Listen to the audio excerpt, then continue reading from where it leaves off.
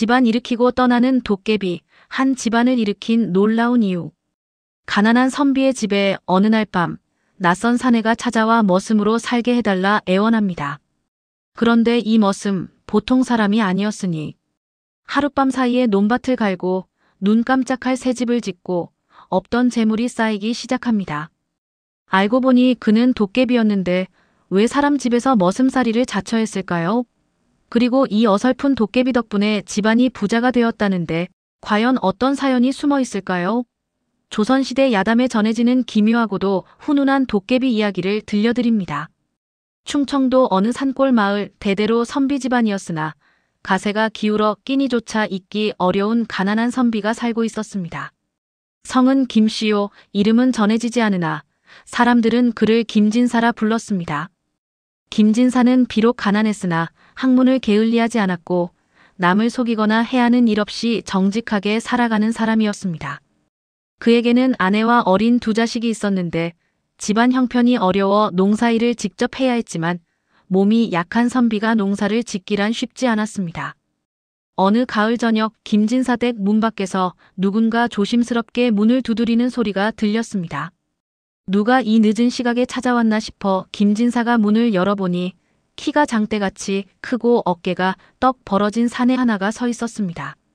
달빛 아래 그 사내의 모습을 보니 얼굴은 검붉고 눈은 크고 부리부리했으며 입은 귀까지 찢어진 듯 컸습니다. 사내가 김진사에게 허리를 깊이 굽히며 말했습니다. 날이 소인을 이 댁의 종으로 삼아주시면 안 되겠습니까? 김진사는 깜짝 놀라 물었습니다.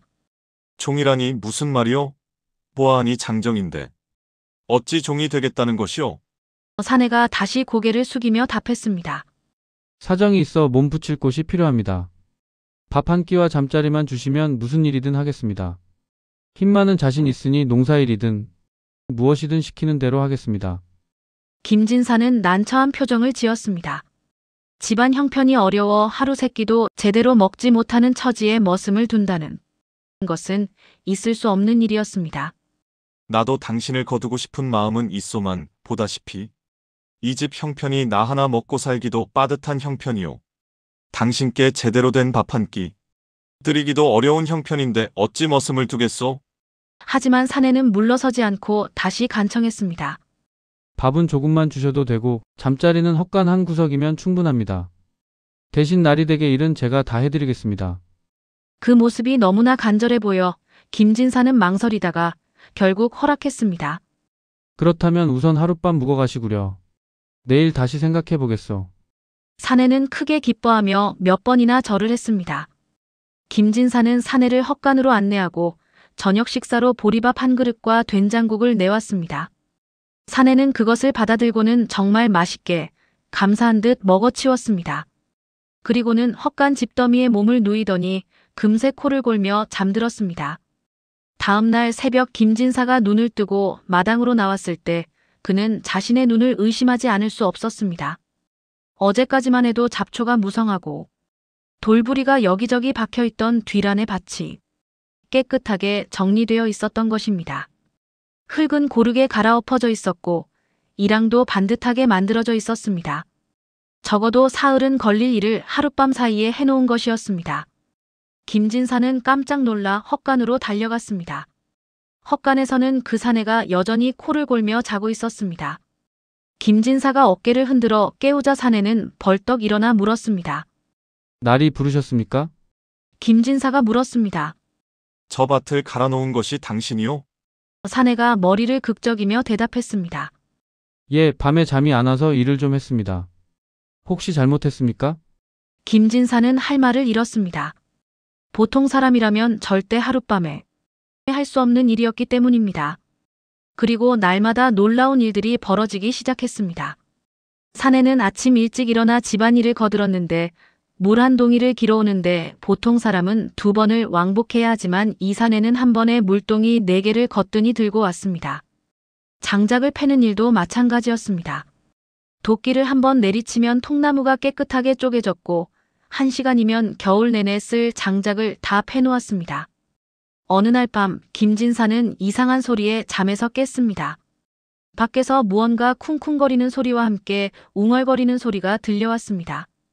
조심스럽게 창문 틈으로 밖을 내다보니 달빛 아래서 그 사내가 혼자 중얼거리며 일하고 있었습니다. 자, 이것도 옮기고 저것도 옮기고. 나리께서 편하시게 해드려야지. 그런데 신기하게도 사내는 손을 허공에 휘두르기만 해도 무거운 돌덩이들이 저절로 움직이는 것처럼 보였습니다. 김진사는 숨을 죽이고 지켜보았습니다.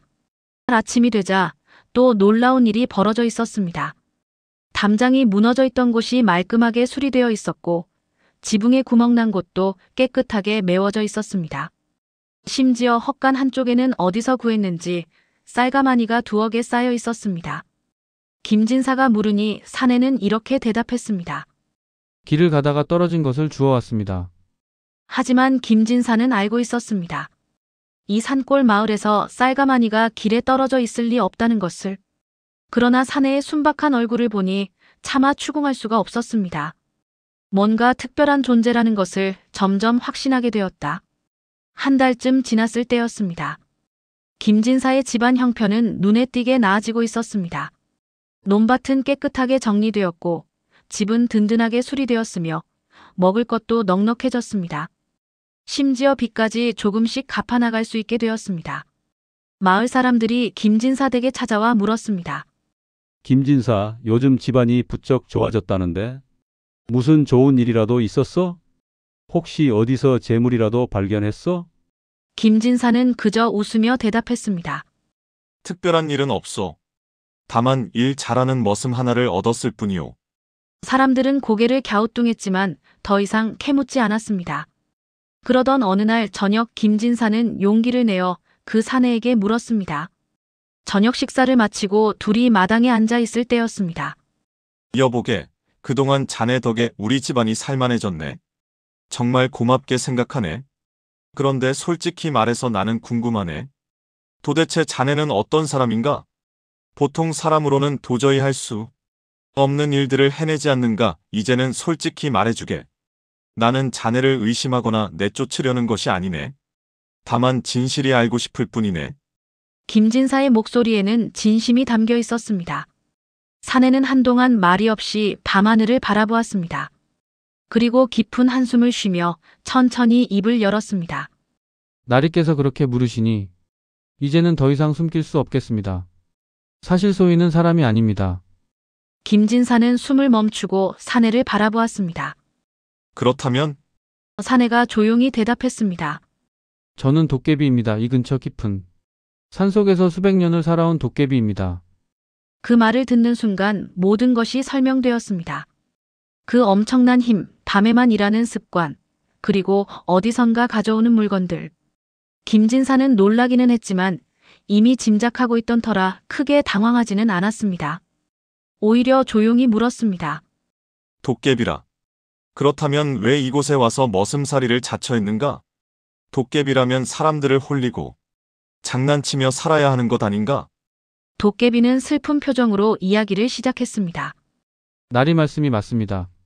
원래 도깨비라는 것이 사람들을 홀리고 장난치며 사는 존재입니다. 하지만 저는 그런 것을 좋아하지 않았습니다. 다른 도깨비들이 밤마다 사람들을 놀리러 다니고 길 가는 나그네를 홀려 정신없게 만들고 씨름을 걸어 괴롭히는 것을 재미있어 할 때 저는 혼자 산속에서 지냈습니다. 저에게는 그런 장난이 의미 없게 느껴졌습니다. 오히려 외롭고 쓸쓸했습니다. 도깨비의 목소리에는 깊은 슬픔이 묻어났습니다. 도깨비는 계속 말을 이어갔습니다. 그러던 어느 날 도깨비 무리의 우두머리가 저를 불렀습니다. 너는 도깨비답지 않게 사람들을 홀리지도 않고 장난도 치지 않는다. 심지어 사람들에게 해를 끼치지도 않는다. 그러니 너는 이제 우리 무리에서 나가거라. 혼자 살든 어떻게 살든 알아서 하거라. 너 같은 도깨비는 우리와 함께할 수 없다. 그렇게 쫓겨난 것입니다. 갈 곳이 없던 저는 이 마을 저 마을을 떠돌아다니며 지냈습니다. 사람들 곁에 있고 싶었지만 제 모습을 보면 사람들은 두려워하며 도망쳤습니다. 어떤 이는 무당을 불러 구슬하고 어떤 이는 스님을 불러 저를 쫓아냈습니다.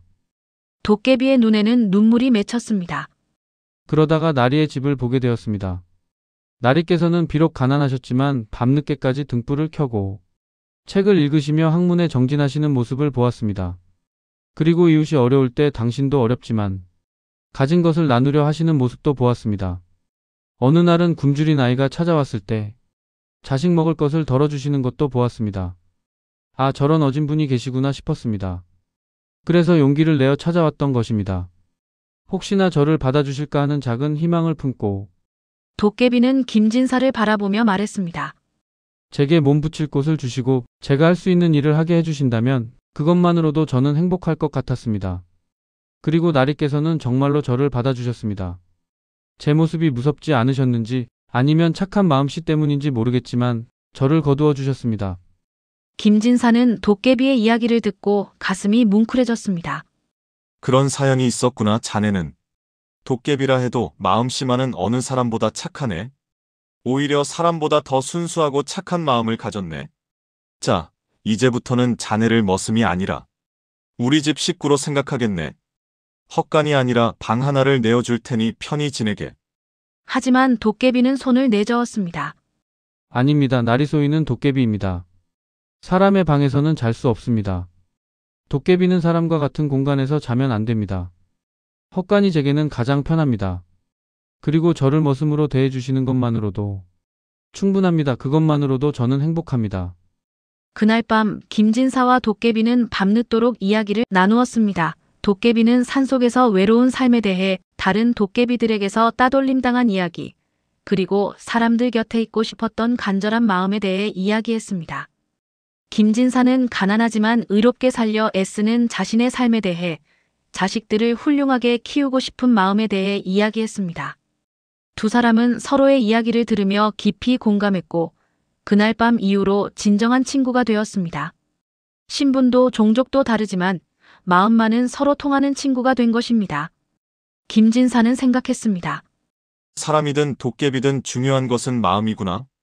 이 도깨비는 겉모습은 무섭지만 마음만은 누구보다 착하고 순수하다. 며칠이 지난 후 김진사는 도깨비에게 좀 더 깊은 이야기를 물어보았습니다.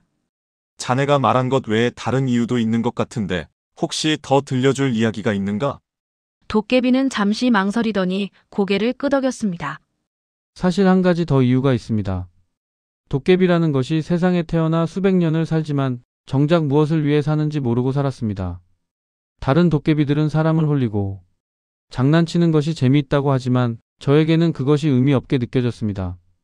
도깨비는 계속해서 말했습니다. 제가 정말로 원했던 것은 누군가에게 도움이 되는 것이었습니다. 이 힘을 가지고 태어났으면 좋은 일에 써야 하지 않겠습니까? 하지만 도깨비라는 이유로 사람들은 저를 두려워했고 가까이 오지 않았습니다.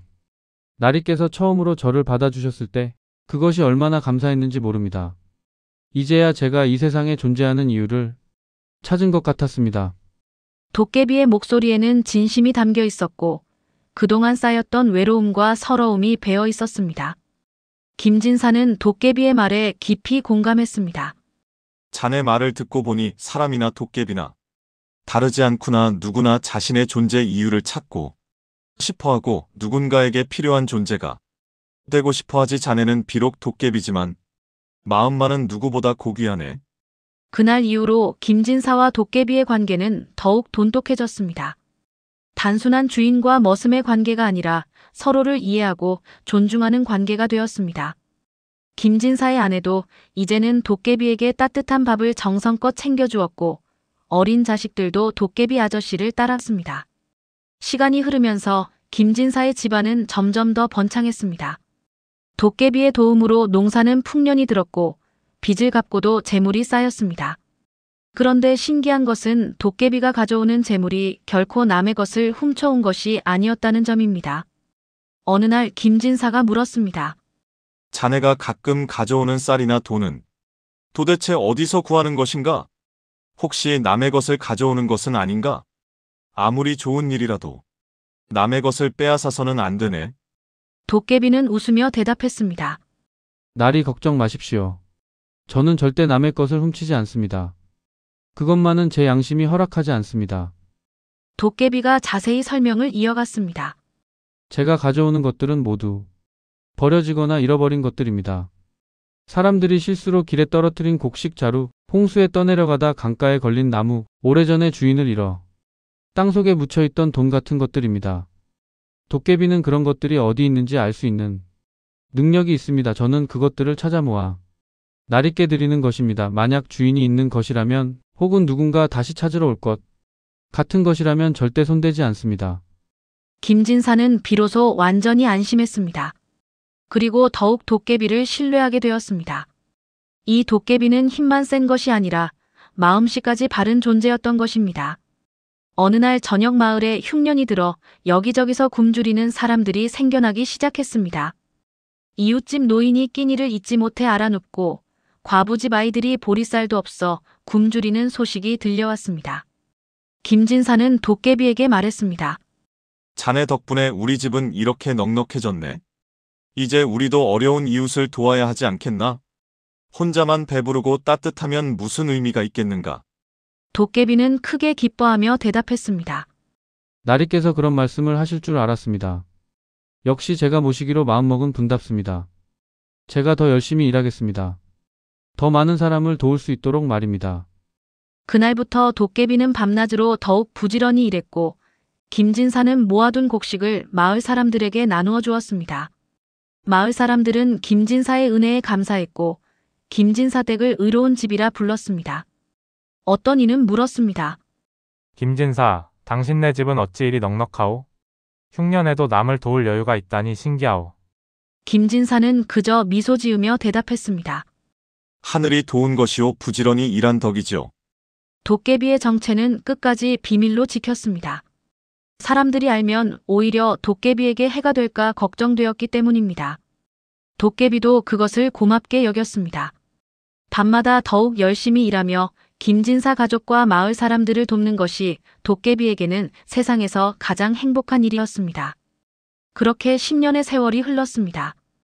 김진사의 두 아들은 훌륭하게 자라 과거에 급제했고 집안은 마을에서 가장 부유하고 존경받는 가문이 되었습니다. 도깨비는 여전히 김진사 댁에서 머슴으로 살았고 이제는 나이든 김진사를 정성껏 모셨습니다. 김진사의 아내도 처음에는 도깨비를 두려워했지만 이제는 진짜 가족처럼 대했습니다. 오늘은 날씨가 쌀쌀하니 따뜻한 국을 끓였네. 아이들도 도깨비 아저씨를 따르며 자랐고 과거 급제 소식을 가장 먼저 도깨비에게 알렸습니다. 아저씨 덕분입니다. 아저씨께서 저희 집안을 일으켜 주셔서 공부에만 전념할 수 있었습니다. 어느 가을날 저녁 도깨비가 김진사를 찾아왔습니다. 그의 얼굴에는 어딘가 쓸쓸한 표정이 어려 있었고 눈빛도 평소와 달리 침울해 보였습니다. 나리 말씀드릴 것이 있습니다. 김진사는 불길한 예감이 들었습니다. 10년을 함께 지내며 가족처럼 지낸 도깨비의 표정에서 무언가 중대한 일이 있음을 느낄 수 있었습니다. 무슨 일인가? 편히 말해보게.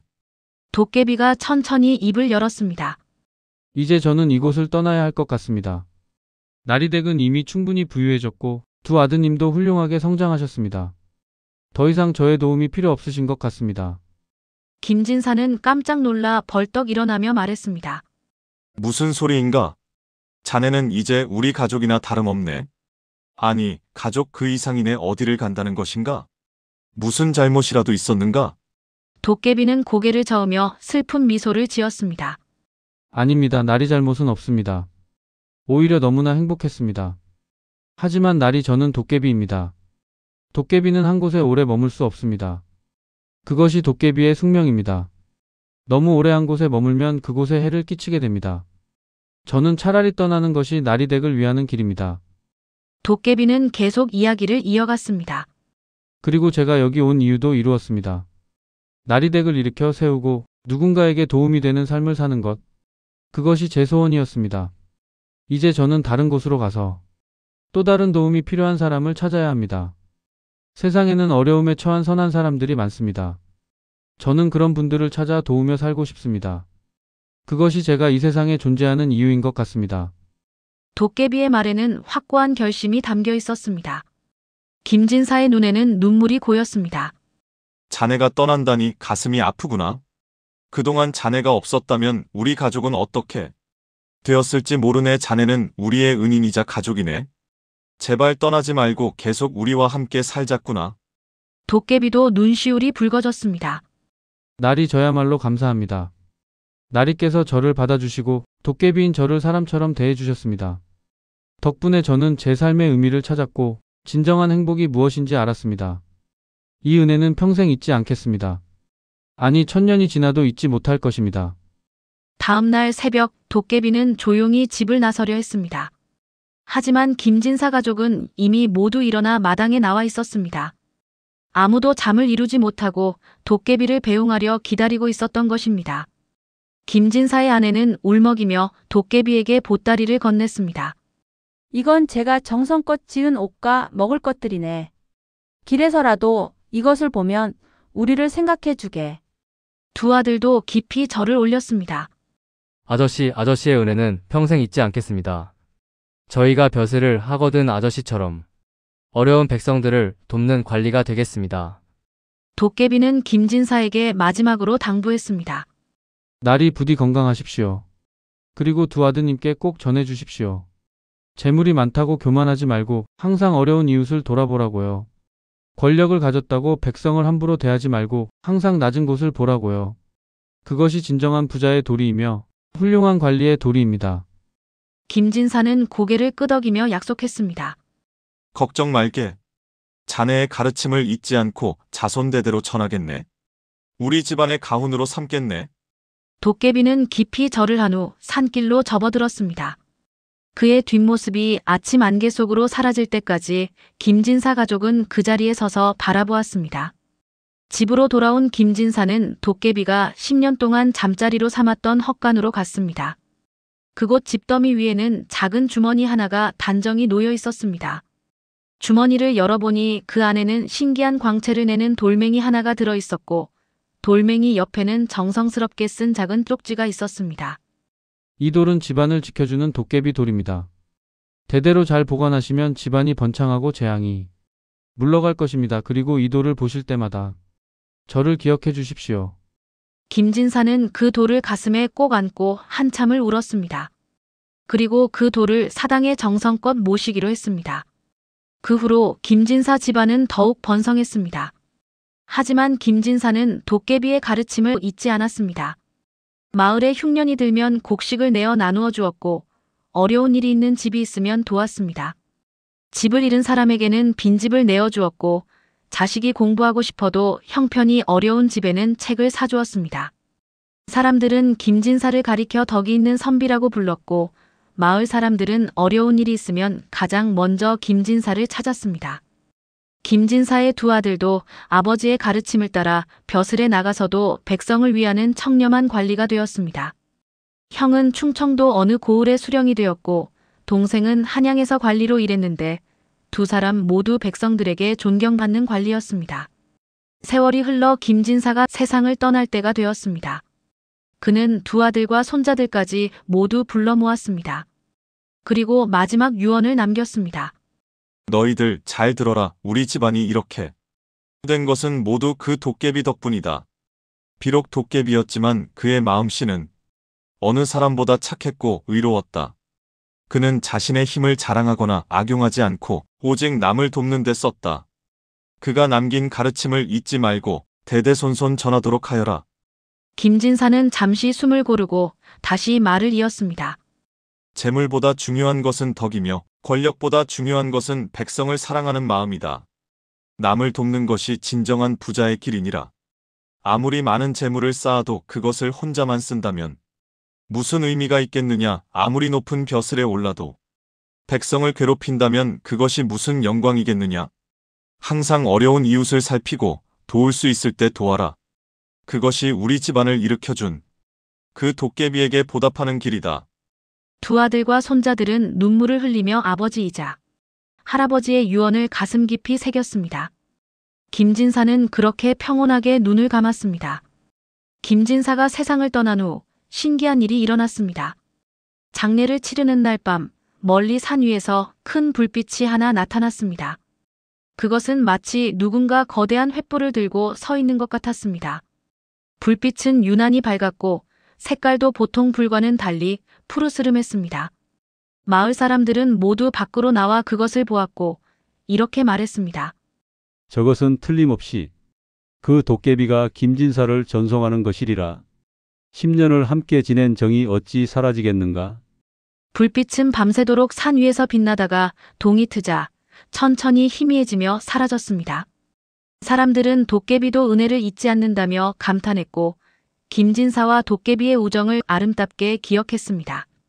김진사의 후손들은 할아버지의 가르침을 지켰습니다. 집안의 사당에는 도깨비가 남긴 신비로운 돌을 소중히 모셔두었고 매년 제사를 지낼 때마다 그 돌 앞에서 먼저 감사의 절을 올렸습니다. 그리고 새로 태어난 아이가 자라 말을 알아들을 나이가 되면 가족들이 모여 앉아 이 이야기를 전해주었습니다. 우리 집안이 일어선 것은 한 도깨비의 은혜 덕분이다. 그는 비록 사람이 아니었지만 그 마음만은 누구보다 순수하고 착했다. 외모나 신분으로 사람을 판단하지 말고 그 마음을 보아야 한다. 그리고 도움을 받았으면 반드시 그 은혜를 갚고 은혜를 갚을 수 없다면 다른 사람을 도우며 살아야 한다. 세대가 흐르면서도 이 이야기는 계속 전해졌습니다. 어느 날 김진사의 증손자 되는 사람이 높은 벼슬을 하고 한양에 올라갔다가 다른 양반과 이야기를 나누게 되었습니다. 그 양반이 물었습니다. 귀댁은 어찌 이렇게 번성하고 덕망이 높으십니까? 대대로 훌륭한 관리를 배출하고 백성들에게도 존경받는다 들었습니다. 무슨 특별한 비결이라도 있으십니까? 증손자는 잠시 생각하다가 조심스럽게 입을 열었습니다. 저희 증조 할아버지께서 어려운 시절 한 도깨비의 도움을 받아 집안을 일으키셨습니다. 그분은 우리에게 재물보다 덕을 쌓고 어려운 이웃을 돌보라는 가르침을 남기셨습니다. 저희는 그 가르침을 지키며 살아왔을 뿐입니다. 그 이야기를 들은 양반은 처음에는 믿기지 않는다는 표정이었으나 자세한 이야기를 듣고는 크게 감탄하며 말했습니다. 참으로 아름답고 기이한 이야기로구나. 도깨비라도 마음씨가 착하면 사람보다 나은 법이고 사람이라도 마음이 약하면 도깨비보다 못한 법이지.